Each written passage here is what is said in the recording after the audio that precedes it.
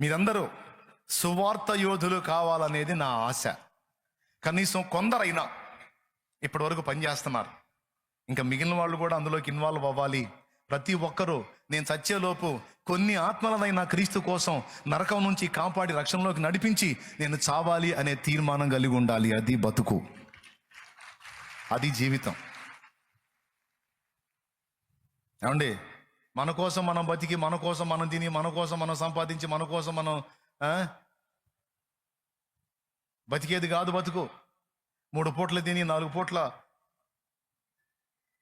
అది కాదు బతుకు. 10 జీవితాలను వెలిగించామా లేదా అన్నది బతుకు. 10 కుటుంబాలను కట్టామా లేదా అన్నది బతుకు.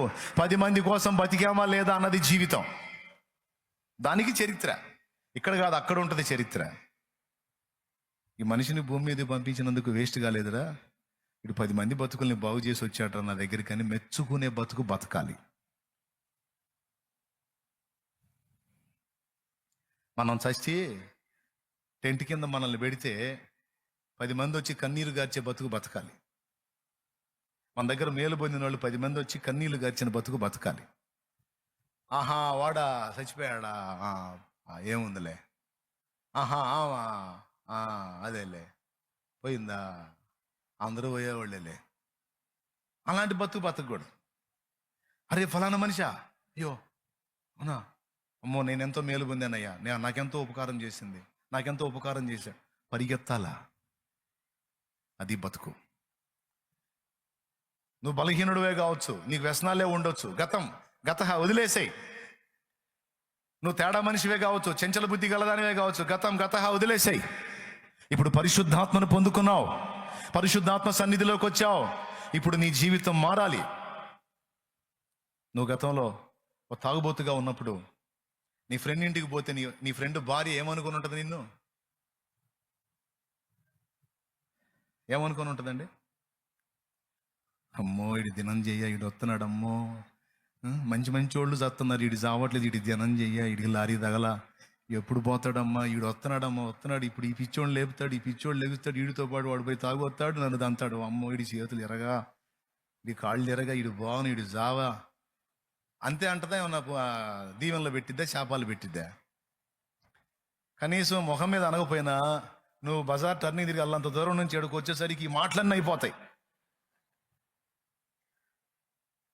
అయిపోయి నువ్వు ఇంటి దగ్గర ఏదమ్మా లేడాడు అన్నా, రాత్రి తాగారు, ఇంకా లేవలా మనిషి, ఇదిగో చూడు ఎట్టగొట్టాడో చూడు, పిల్లల్ని ఎట్టగొట్టాడో చూడు, మా ఉసురు తగిలిద్దన్నా, రావాకన్నా నీకు దండం పెడతా.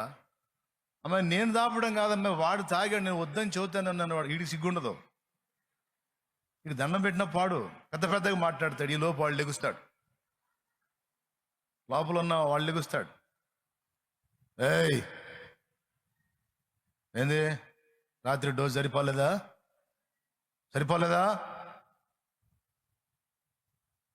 రారా ఏందిరా, ఏం లేదట వెళ్దామా వస్తామని, ఎందుకు రాను, తొక్కడి ఇక ఇద్దరు కలిసి రోడ్డు మీద గట్ట దిగంగానే ఇక ఎట్లా ఉంటుందండి, వాళ్ళ ఆయన చావాలని కోరుకోదు, ఆ పక్కన ఉన్నోడు తగలాలయ్యా లారీ అనుకుంటుంది. వాడు లేకపోతే వాడు వచ్చి తా జడ్డ కోతి వనమెల్లా జరిచని పక్కన కూడా నాశనం చేస్తాడు, ధ్యానం చేయని అనుకుంటాడు. అంతే కదా అనుకునేది ఆడవాళ్ళు. అదే మనిషివి నువ్వు మారి పరిశుద్ధ గ్రంథాన్ని చేతబట్టుకొని తెల్లని వస్త్రాలు కట్టుకొని ఆ త్రాగుడు వ్యసనం నుంచి విడుదల పొంది మారు మనసు పొంది పరిశుద్ధ గ్రంథం చేతబట్టుకొని కుటుంబం అంతా తెల్లటి బట్టలు కట్టుకొని పరిశుద్ధ అలంకృతులై రోడ్డు మీద దేవుని సన్నిధికి అలా వెళ్తా ఉంటే అదే మనిషి చూసి ఏమంటా తెలుసా, అన్నా ఏమ్మా రాన్నా, మా ఇంటికి రాన్నా, ఇంటి తీసుకొని వెళ్ళన్నా, నరకం చూపిస్తున్నాడన్నా, మా ఇంటికి రాన్నా అంటదా అందా? మరి ఏది బతుకండి? అన్నా మా ఇంటికి రాన్నా, అన్నా నా భర్తని మార్చన్నా అనేది బ్రతుక? వస్తున్నాడు ఇడి ధ్యానం చేయి కాడు కావాలి అనేది బతుక? ఏది బతుకు? నేను చెబుతున్నాను, తెలియకముందు ఒకవేళ అట్లా విచ్చలవిడిగా జీవిస్తే జీవించావేమో.